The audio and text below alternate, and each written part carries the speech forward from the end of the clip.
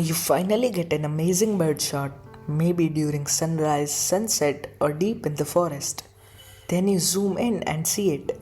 Noise, grain everywhere, soft details, weird colors, and poor lighting. And the worst part is, most people try fixing noise the wrong way. They completely destroy the feather detail trying to make the image clean. So in this video I'm going to show you how I reduce noise in bird photography while still keeping the feathers sharp, detailed and natural looking.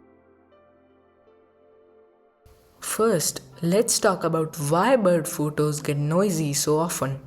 Wildlife photography usually happens in terrible lighting conditions, early mornings, dense forests, and fast moving birds. And because birds move so quickly, we often need faster shutter speeds, which means we raise the ISO.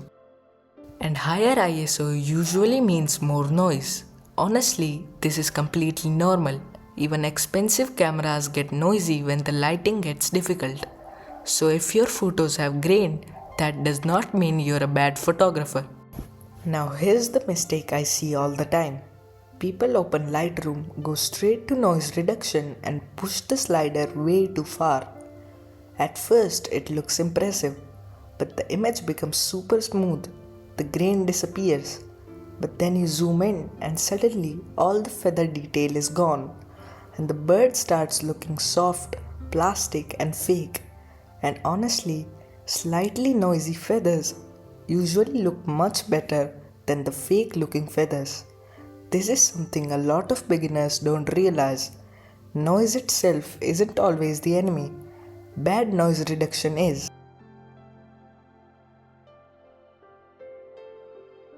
One mistake people make is trying to remove noise before fixing the image itself.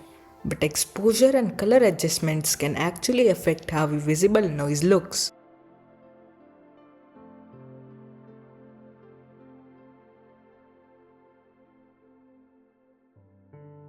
So when I'm editing an image shot in poor light, I usually do my basic edits first. Things like exposure, contrast, white balance, highlights, shadows. Because sometimes the image only looks extremely noisy because it's underexposed. And when you brighten shadows too aggressively later, the noise becomes even worse. So getting the exposure balanced early makes a huge difference. I also try not to push shadows too much. Shadows recovery is useful, but it's also one of the fastest ways to create ugly noise.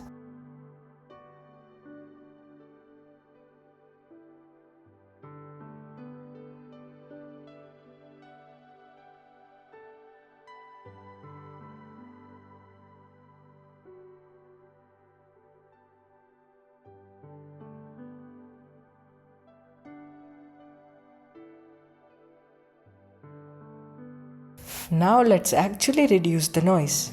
In Lightroom Classic, I use the AI Denoise feature and honestly, it's insanely good for wildlife photography. But the important part is not overdoing it.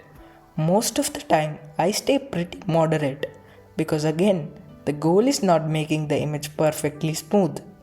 The goal is making the noise less distracting while keeping the detail. After denoise, I zoom into important areas like the eyes, feather, texture, and the beak. If those areas start looking soft, I pull the denoise back. One thing that helps a lot is checking the image at normal viewing size too, because sometimes people obsess over tiny noise that nobody would ever notice normally, especially on Instagram or YouTube. You don't need a perfectly clean file, you just need a natural looking image.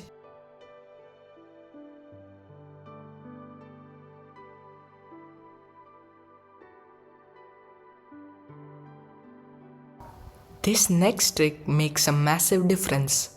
Instead of applying the same settings to the entire image, separate the bird from the background. Because backgrounds can usually handle much stronger noise reduction, but feather detail needs protection. So what I often do is reduce noise more aggressively in the background while keeping more texture and detail on the bird itself. This helps the subject stay sharp while still cleaning up the distractions. And honestly, modern masking tools make this super easy now. After reducing noise, the image can sometimes feel a little soft. So this is where sharpening comes in. But again, subtlety matters. I mainly sharpen areas that actually need attention, usually the eyes, the beak, and the important feather details. And this is where masking comes in. Hold Option on a Mac or Alt on Windows while dragging the masking sliders. See the areas in white? Only those areas will be sharpened.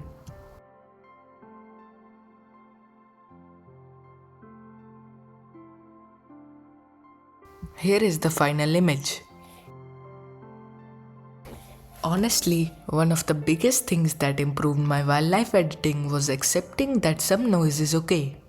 People care way more about emotion, composition, lighting, and behavior than tiny amounts of grain. And once I stopped trying to make every photo perfectly smooth, my edits instantly started looking more natural.